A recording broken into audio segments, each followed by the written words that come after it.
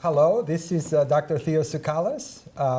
I'm here with Mr. Diet Stroeh, who is a national expert on water management and the founding partner of CSW Stroeh Engineering Group. Diet has deep knowledge of water resources and all things weather related for California and at the national level as well. So we're very fortunate to have you with us.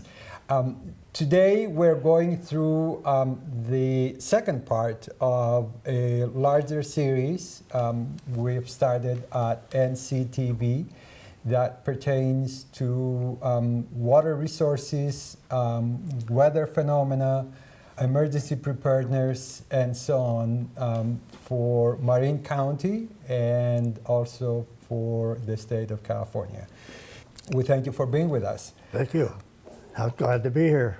As always, my favorite subject. Tremendous fun to be with you as well and to be talking to you about all these great issues.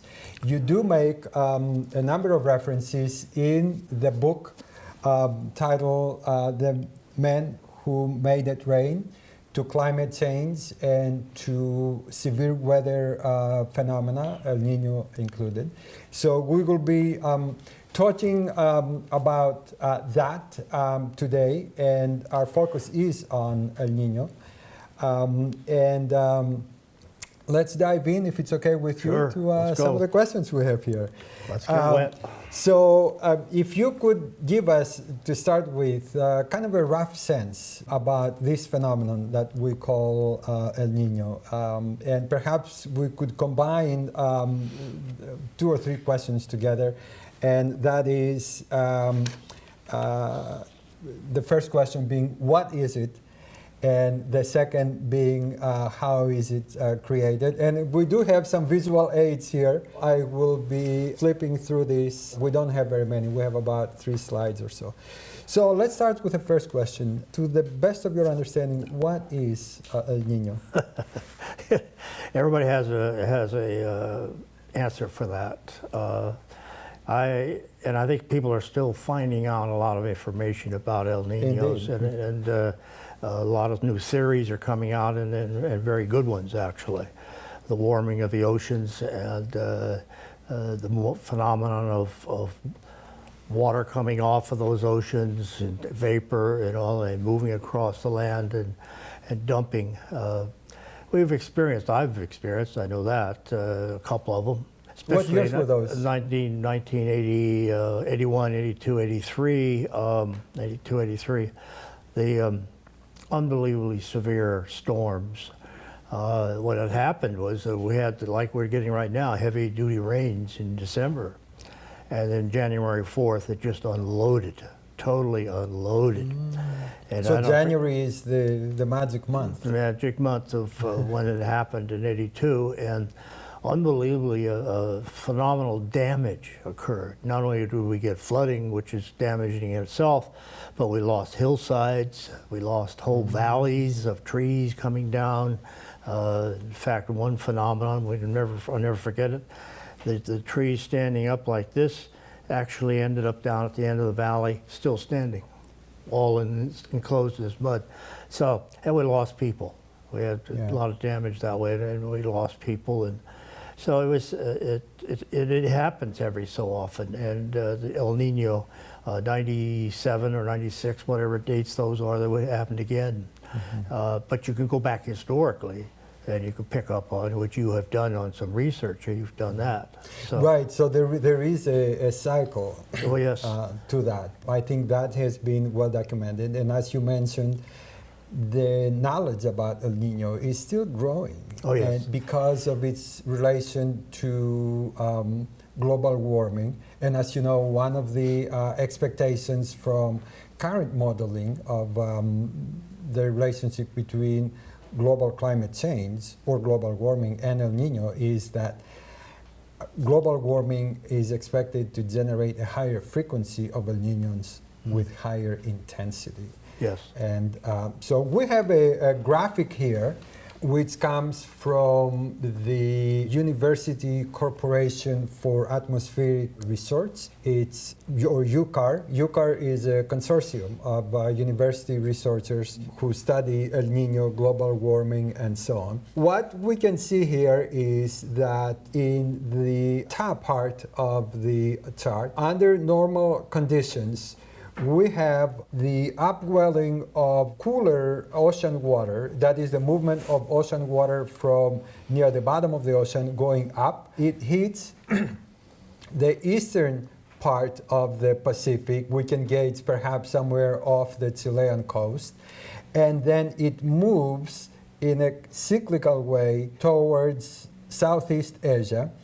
And the trade winds that are associated with it keep warm water closer to the South Asian coast.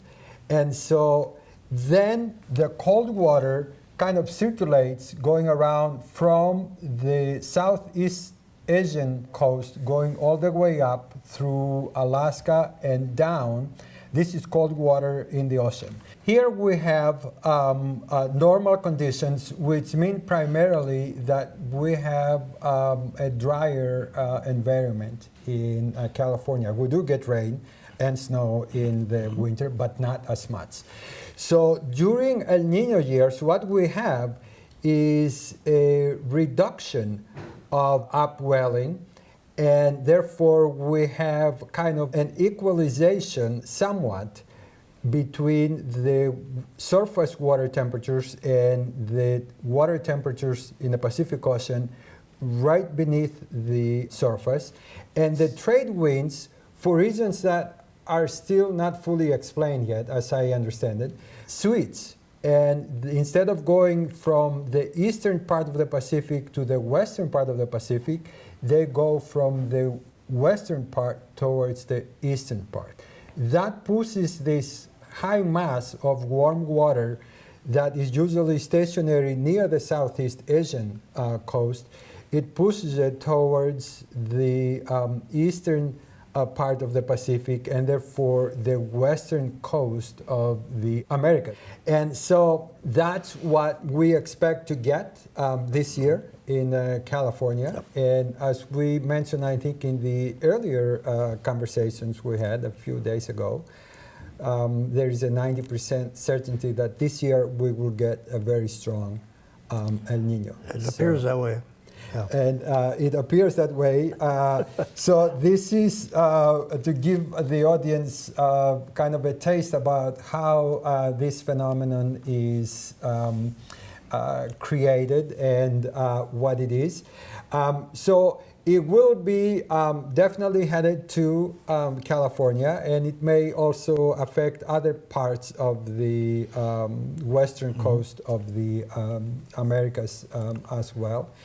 And so we are talking about, and I assume this is your understanding as well, about a massive volume of moisture that's generated.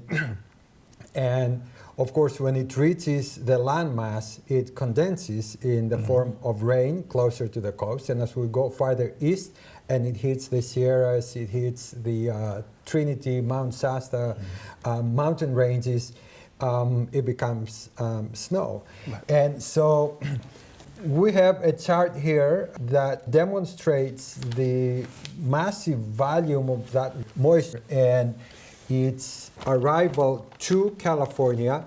This is a chart that was part of an article that appeared in Scientific American. The authors, we do want to give credit of this piece that was titled The Intense, Mega Floods. That was the name of the article that appeared in Scientific American. The authors were Michael Dettinger from the U.S. Geological Survey and Professor Lynn Ingram from UC Berkeley. Professor Ingram is with, let's see here, I'm trying to read here. I believe she's with the Earth Sciences Department. And This is really an incredible chart. It's this massive volume of moisture that brings all these heavy rains, snow, and so on in California and the western coast of the Americas is referred to as atmospheric rivers or rivers in the sky. We did talk a little bit about this phenomenon earlier. To give it some definition, and I'm reading now from the chart itself here, it says an atmospheric river is a narrow conveyor belt of vapor that extends thousands of miles from out at sea, carrying as much water as 15 Mississippi rivers. And I want to talk a little more about this with you. It strikes as a series of storms that arrive for days or weeks on end. Each storm can dump inches of rain or feet of snow. So we're talking about a massive volume of vapor. Oh, yes. And tell us more about this sense, if you will, of these atmospheric rivers carrying as much as possibly, what do they say, 15 Mississippi rivers. Is there any way to characterize that amount of water in terms of volume of water, let's say in gallons or any other? I'm trying to think of a metric that is more familiar with our public. Yes.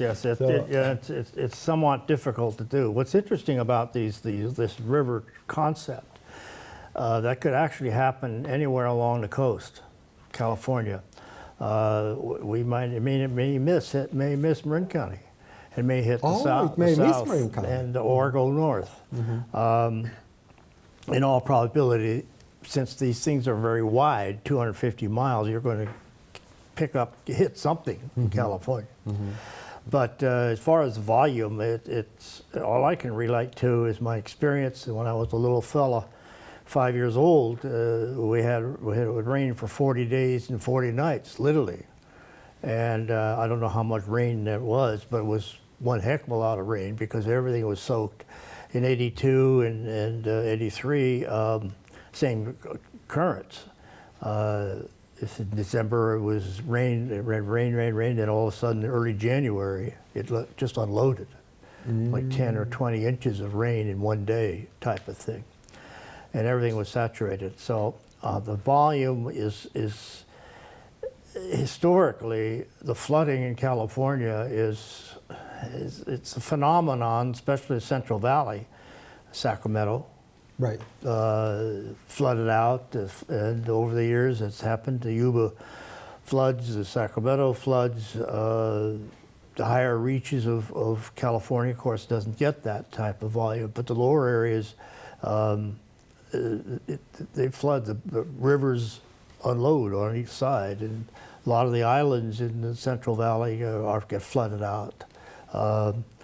Around here in Marin County, with the low areas, Ross Valley, Novato, various other areas have been known to flood, and we try to correct that by doing flood control works.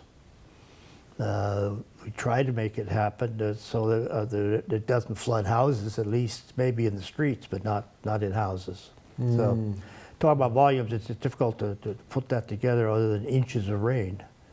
Yeah, I did try to tell you the truth, an experiment with trying to calculate from metrics that had to do with the flow of water through the Mississippi River. And I came up at some point with something that was 1.3 trillion gallons of water going through a specific area farther south in the Mississippi rather than closer to its headwaters. Because farther south, the Mississippi, as you know, picks up water from a number of other rivers. Yep. The major other river from which it picks up water is the Missouri. Right. And so, therefore, if we're talking many trillions of gallons of water. That's a lot of water. That's all dumped in California. Well, yeah, and the phenomenon, if it does occur, tremendous destruction goes with it. Tremendous Right. destruction. So And- can you tell us more about that? Because this now takes us to kind of the next set of questions that has to do with what's been kind of the experience of you've had and also Marin County residents with the El Niños of the 1982 and 83 winter and then the 1997 and 98 winter. Can you tell us a bit about what sorts of things you saw back then and how did the county, how did people, how your agency perhaps became involved with mitigating all that? Well, in the early 80s, we weren't prepared.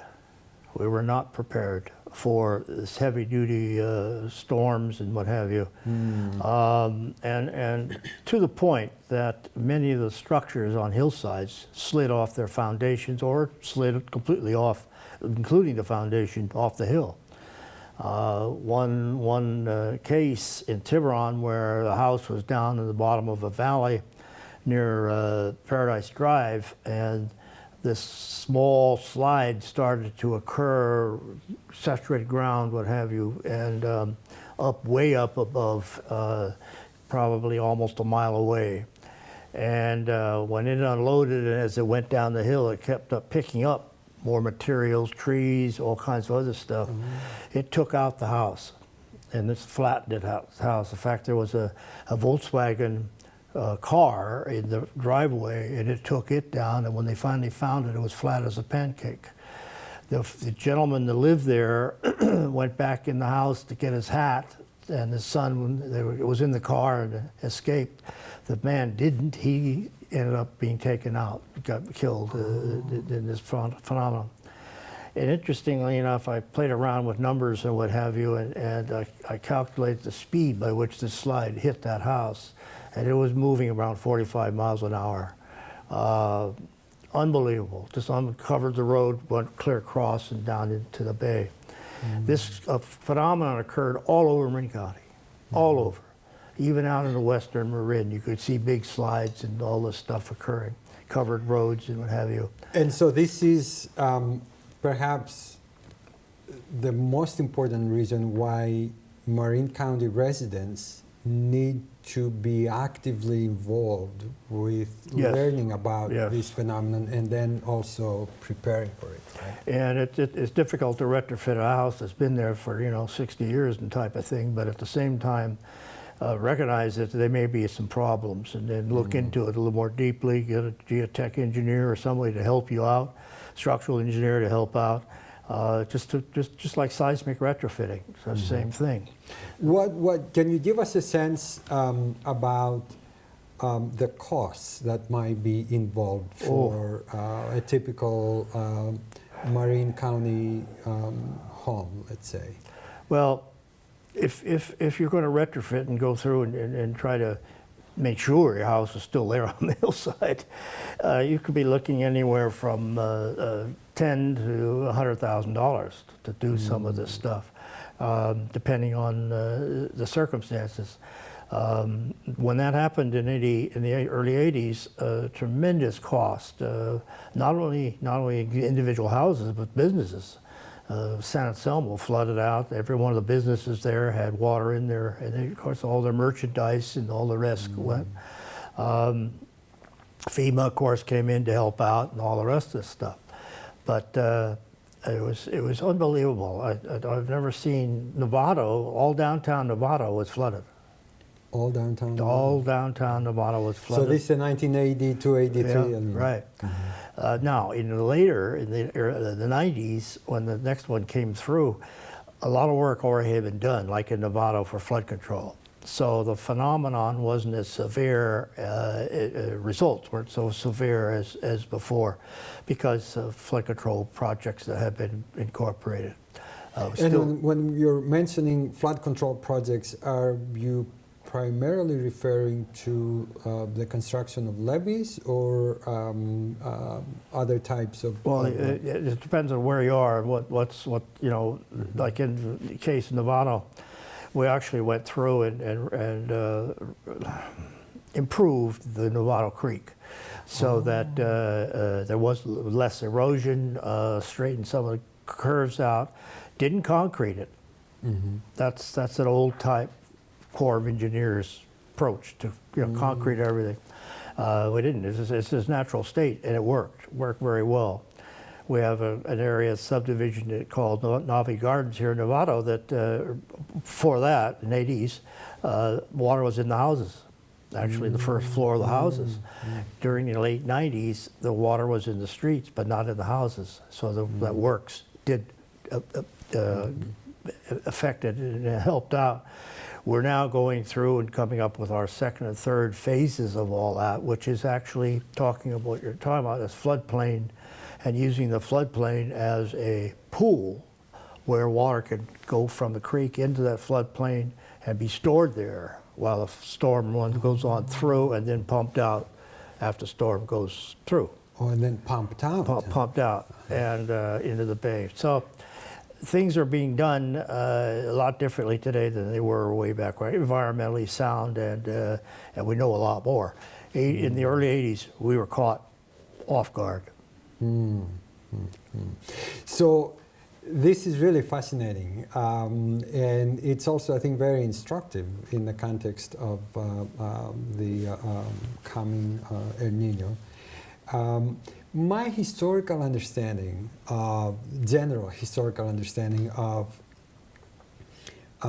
flooding in residential areas, in cities, and so on, not only in California, but also all around the U.S. and also globally and internationally, if we were to make some comparisons, making note of the recent severe flooding in northeastern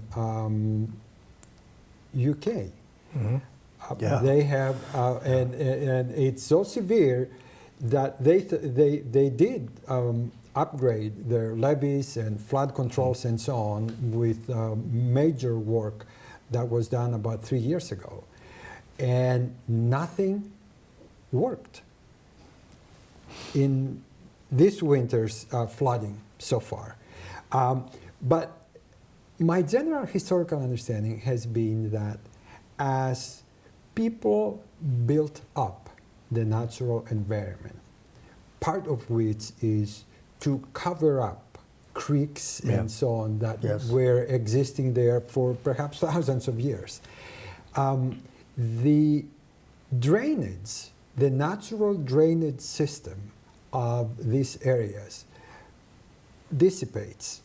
It almost goes extinct. That's right. And so that is one part of the equation. The other part is that to mitigate that now with modern methods, engineering and so on and so forth, requires huge amounts of money. Oh, yeah. And so cost, therefore, becomes an impediment to engaging in compensating for the loss of this natural drainage. But nevertheless, somebody has to absorb the cost, right? Well, and the residents primarily are absorbing that cost in the form of severe flooding, in part. Then costs that have to do with retrofitting, costs that have to do with cleanup after flooding, and so on and so forth. So at some point, I think, we could, ask the question whether this is all worth it. In other words, to be experiencing these cycles of nature's wrath, if you will, and say, well, it just costs too much money. There's nothing we can do. Well, what are your thoughts on that? It's a good point. And now look at New Orleans. They built tremendous amount of residential units in that, quote, floodplain. Right. Where the Mississippi would dissipate its load of water. And since they did These that, trillions and trillions oh, of gallons of water, right? whatever it is, Yeah. and there's no place for the water to go. Right. Oh yeah, there's a channel, but a channel only takes so much water. Right. And that's what we're doing here in Nevada, which is interesting. The area that we're going to now incorporate the flood ponds and what have you, at one time was slated for 6,500 residential units. Really? We had the foresight to purchase those properties, and keep them as floodplain. And now we're going to open those up further so that we can use those as bowls to get rid of the heavy-duty water coming down Nevada Creek. So we didn't build in that floodplain.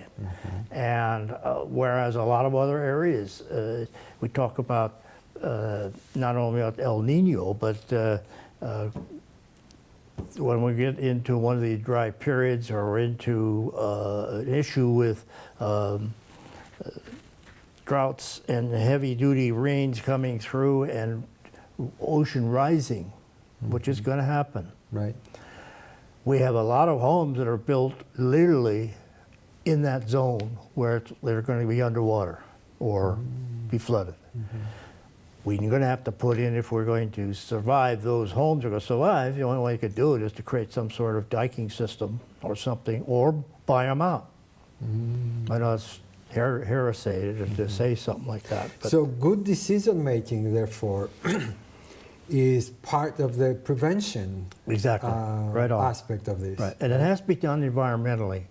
It can't be, put up concrete walls someplace, Look what they've done in Netherlands and in various other areas, what they have done, held back the sea, Belgium, and they still get flooding. Yeah. And so maybe it's a phenomenon we live with. Okay, the water comes through your house once every 10 years, you clean it up and still live there. Right. I know that sounds rather cavalier, but I don't know, unless you move. Well, there is I think, as you know well from your experience going through at least two of the strong El Niños in California, there is a degree of resilience, which, for lack of a better way, we may say it's part of human nature. So people are willing to rebuild and to carry on and to do it again because they have now all these experiences from the past. And so there is definitely, I think, that part there. Yeah, that's a human trait. That's right, that's right. So for this year's El Nino then, I have heard, and correct me if I have this wrong, I have heard that one impact that people ought to be aware of is falling trees. And this is because we've had ongoing drought for 5 years, and the trees have gotten weaker. And so they are much more likely to be knocked down by winds.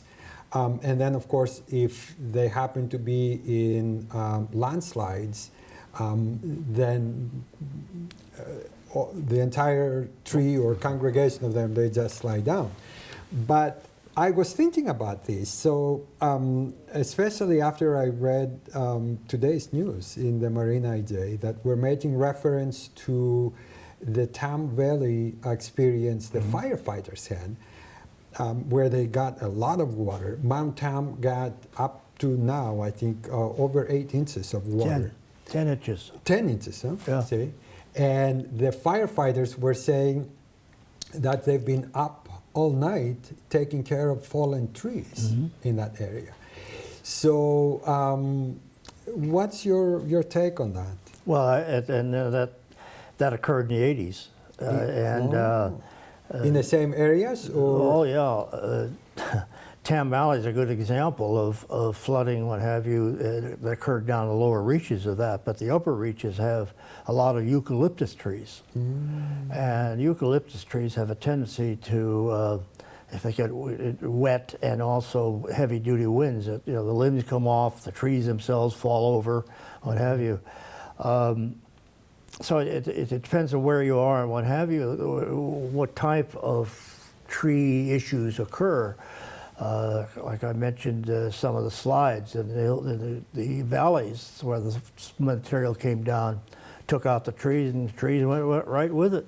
And but individually, you can get that happening on the hillside or even on the flats, where some of these trees, especially eucalyptus, which is not a native. Right, it's not. But the natives have done pretty well. The oaks, bays, not so much, but the laurels. But the oaks are usually withstand it. But although with the 4 years or 5 years of drought, you're right, it weakened the trees. I got 2 of them around my place. They're huge oak trees that I know darn well I'm going to have to take out. Oh, Before they died. fall. Yeah. How old? What age are they? Oh, I would have to guess one of them is probably over 100 years old. Oh. We don't know. When they cut it, if it gets cut down, you'll see by the tree rings. A good indicator of the age, not only the age, but also dry periods and wet periods. The rings are closer when there's a dry period. So, but we're going to see a number of trees coming down, and I think what people need to do is to take stock of what's on their property or in their neighborhood or whatever, and assure themselves that they're not going to lose those trees in some fashion. Right. Well, what's, in your view, kind of an estimated cost of what it would cost to have a tree specialist go through your property and look at the trees and give you, kind of an idea about their health? And It's really not that expensive. You're probably looking at $500. Now, to bring an arborist in and to do some work with the trees, i.e. trim them, make sure that they don't split open or whatever devil it may be, that can run anywhere from $500 to $5,000 or $50,000, depending on what you've got, how much of a forest you have. Right. But generally speaking, only trees that really are susceptible to breaking off and destroying themselves are eucalyptus, because they're so brittle, and they'll use limbs. That's another thing. You want to make sure that whatever trees are around the house, not only for fire protection, but also that they don't split off or fall onto the house. So an arborist can help you with that type of thing. Right. And of course, this is a kind of an exceptional impact this year regarding the trees. The other impacts, the most prevalent impact, I think, is flooding. And typically we associate that with driving and road conditions, and also with flooding of creeks and whatnot. Are we to kind of expect the same congregation, if you will, of impacts this year as well with the coming El Nino? That is, a lot of traffic accidents, also flooding of residential and commercial areas and so on. I think you're going to see some of that. Like I said about Novato, we've done some work already that should prevent some of that happening, but there will be. Now, the phenomenon that occurs constantly in every city is the leaves from trees. They don't cleaning out the drains and the storm drains. If they don't do that, you can get localized flooding because the water has no place to go. Because if the leaves are stuck in the storm drain or in the grates. Now, the cities, many of them, have programs, and you see this in the paper constantly, where they've gone through and cleaned out various places and the drains and all that. And so that we know more about what to do, you might say, to prevent some of these localized stuff. That doesn't say that it's not going to happen. It's going to happen. Right. And your accidents will happen. Look what just yesterday, just listen to the radio, the accidents all over the place. It's horrible. Yeah. And then you have these crazy people running into each other and, forgetting about the rain. Right. But you're referring, I think, to hydroplaning and so on while driving. Oh, yes. And I think the mechanics of hydroplaning, because I'm learning about it myself, even though I have experienced it, and it's not a good experience, I can tell you this, because you lose control of your car and so on. But essentially what happens is that if you're driving on the highway and you're going 60, 65, 70, as soon as you hit the layer of water that's on the pavement, your car rises and it tries to ride on that water, which it cannot. And that's where loss of control of the car happens. So experts, including experts from DMV, my understanding is, recommend that, and CHP, recommend that you slow down, do not put your foot on the brake. No. Just slow down until your car hits again the pavement, the ground, so you have more control. And then slowly put the brakes on and keep a lot of distance between you and the car or cars in front of you. Talking about impacts pertaining to Marin County and pertaining also to residential areas. We have not talked about other aspects of this, where we have, for instance, fires on hillsides, and we may have no vegetation whatsoever left. And that goes not only for Marin County, but also other parts of the state that experienced really severe fires this year. What sorts of things should we expect in those? Well, there'll be mudslides, ground movements, depending on the type of soils, nature of the soil. But Lake County is one, I think, going to see a lot of this type of thing. And they're going up there and doing a lot of remedial work where they're actually putting straw down or mechanisms by which they can control any movement of soils. Obviously, you can't plant all the trees back that quick. Something that's happening this year, if you buy, for instance, a tree that's in a pot, a natural tree, not a cut tree, but one that's growing. There's an organization in Petaluma that will collect those after Christmas and take those up and plant them up in Lake County. Wow. Kind of a neat trade if you don't want to plant that thing in your own yard. Right. So what can they do? There's a lot of folks up there looking at this, and we didn't have too much damage around here as far as Marin County is concerned, but you still do. I think if we get this El Nino, and we're pretty convinced we're going to get it, you're going to see just natural slides. Right.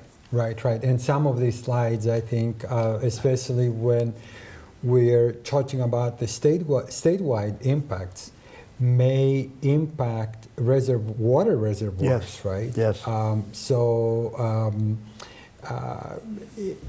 I do not know to what degree the state is prepared for this, given the fact that we just had these big fires this year, and it does take time and planning and so on to put proper mitigation measures to protect the reservoirs.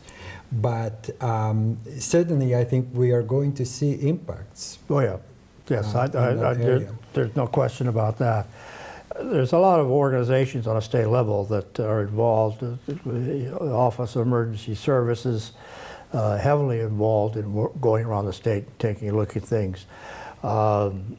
Every senator and every representative state level is looking at their own districts and what have you. And I've talked to various senators. Senator McGuire is one of our senator here, and we've talked about this. So how far we go and how far the state goes is a question in my mind. And should we be doing more? Probably so. but I doubt if we have the resources to do it. Yeah, yeah, yeah. Well, we've talked earlier a little bit about some of the experiences you had with the 1982, 83, and then 1997, 98 El Nino seasons. And you did mention something about how, I believe, you mentioned how in terms of emergency preparedness back then, we were not as prepared as we are today. And we're talking about Marin County.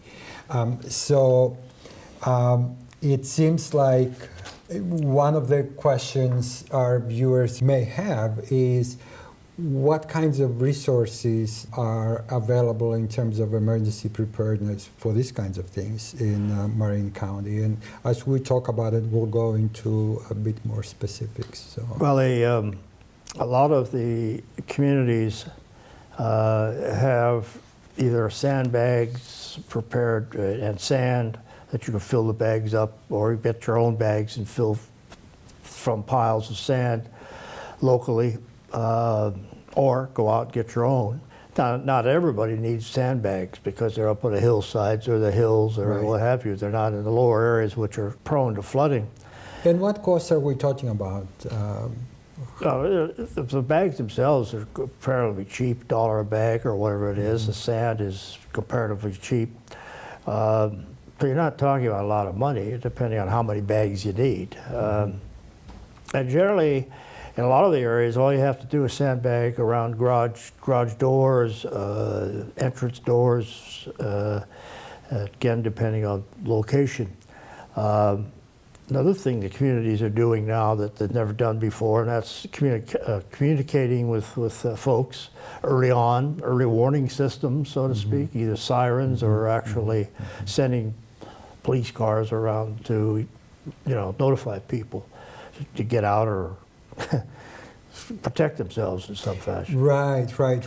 I'm I think aware of one very specific service that is offered through the Marin County Office of Emergency Services, and that is a service by which people receive an emergency alert on their mobile device. They can also receive it by an actual phone call on a landline, as well as by email. That's right. And so people would need to register with that. And the website to register is www.alertmarin, all one word, .org. When people register for that, they can receive these emergency alerts on their device, depending on what kinds of emergencies are happening in the county. There are also other services, and I'm sure you're aware of this, information about all kinds of current emergencies going on in the county at any given time. And the agency that's responsible for that, and they do have a website and so on, is the Marin County Sheriff's Department. Right. And I believe the Office of Emergency Services, the County Office of Emergency Services, operates under the Marin County Department as well. On their website at marinsheriff.org, they have information about all current emergencies in Marin. They could be emergencies related to flooding, it could be emergencies related to high tides, for instance, landslides, fires, whatnot. That is, I think, a wonderful resource for viewers to use. In terms of power outages, PG&E is the key, as you know. Right. They have done a wonderful community service, I believe. All emergencies, people can call either 911 or they can call 1-800-743-5000, and that's for PG&E, power-related, gas-related emergencies. Some of the agencies in Marin County do have specific recommendations regarding preparation for this winter's strong El Nino, if you will. And we will touch on just two of them. One has to do with storm preparation, and the other one has to do with how homeowners can prepare for major storms. And I'm sure you would have to add some things to that. Let's start with storm preparation. This again comes from a press release the county released last year in December. They had information about sand and sandbag distribution. And one of the things they were saying that caught my attention was that generally the county is not in the business of distributing sand and sandbags. No. What is your understanding of that? My understanding is that there's a one location where the bags and the sand is located. I do know that in Nevada and in various other communities, the same thing. So you have to, that's one of the things you need to do is to find out where it is.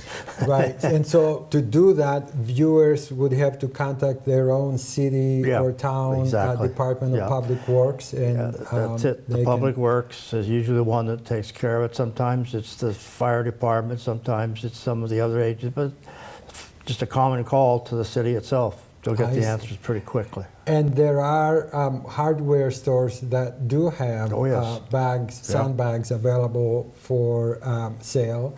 And always people should call to make sure that they are available and so on. So that's a wonderful thing to know. I think it's, again, an example of how emergency preparedness services have evolved and advanced a great deal in Marin County.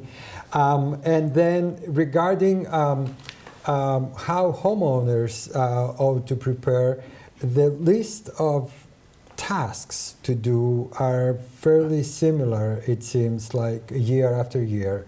Cleaning up the gutters, for instance, get sandbags, have them available, fix cracked windows and doors, check your roof for leakage, take care of outdoor furniture, all that. Move cars to higher ground, that's something that I'm not very familiar with, but you may be familiar with it. And then, of course, power outages.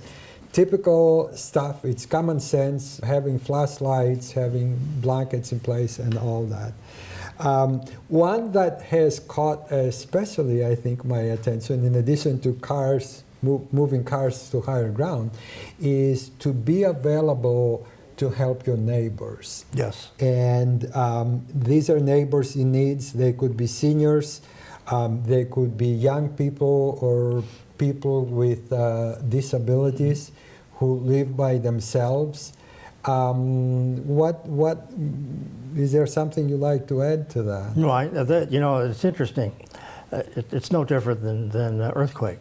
Being prepared for an earthquake. In my little neighborhood, which there's a number of homes, we have gone through this whole process of, we have a committee that's a preparedness committee. A neighborhood committee. A neighborhood committee. And there has been a survey done as to who has water, who has emergency supplies, who has this, that, the next thing, all these things that we talk about. Medical supplies, where can we work, a station for medical program, all this type of thing. And phone calls and emails. Now, the emails may not be working and the phone calls may not be working, but there's a group set up such that they walk from one house to the other type of thing. So, and that's where you can help in a lot of the neighbors getting together and saying, okay, if we get flooding in this neighborhood, how are we going to handle it? Not only moving our cars to higher ground, but we're not going to just walk out and walk down the street.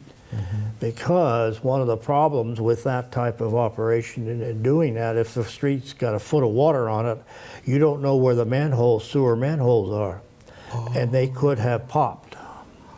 because the sewers may be flooded.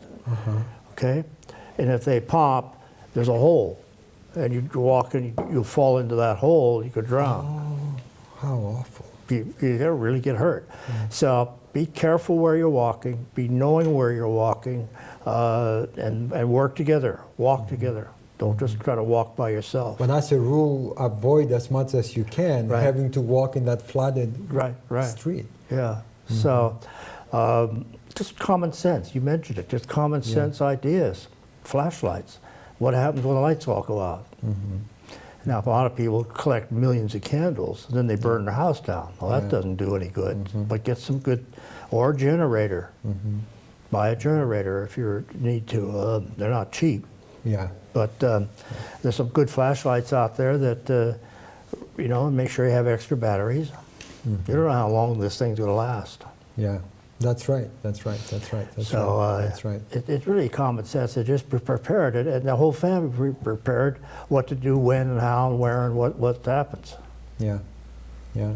In terms of costs, in terms of, you know, general costs pertaining to buying flashlights and food and blankets and all that, first aid kits and so on. What are we talking about for a typical? We're talking maybe less than $200. Oh perhaps. yes, oh yes. I've got flashlights on every level in my house. I got flashlights out in the shop. I got a flashlight in my car. Yeah. You know, the good size ones, you're looking at maybe $25 for the flashlight itself. Emergency kits, less than $50. Food, of course, is food. Everybody knows what the canned goods. Your power may be out. You don't have the ability to cook. Right. So what are you going to cook? You know. So who knows how long these things are going to last? But have enough supplied water. Make sure you have water. Right. Flooding could cause water mains to break. The sewers may not be working right. So there's all kinds of basic needs that somehow that has to be taken care of. Right. But you may not have the facility to take care of it, but at least be prepared to know where you can get them and do what you can do. Right, right, right. And I believe the Marin County Office of Emergency Services on their website, they have a lot of these recommendations and resources available. The bottom line of all this is that today we have many more resources available to prepare for El Nino and this year's predicted strong El Nino than we did in the early 1980s and the late 1990s. And so I think that in a sense we can say that we are, or we will be, better prepared to face El Nino this winter than we did 2-3 decades ago. I agree. I think we are. Especially the cities, the county, all its organizations that are involved with this are right on top of it. And it's just a better communication system today than there was 30, 40 years ago. That sounds wonderful. We thank you so much for being with us. And we will continue the series with another exciting topic, which will focus on water resources in California, where they are, what volumes of water we're talking being available, how the state moves these resources from one area to another, and so on. This concludes today's program, and we thank you for being with us.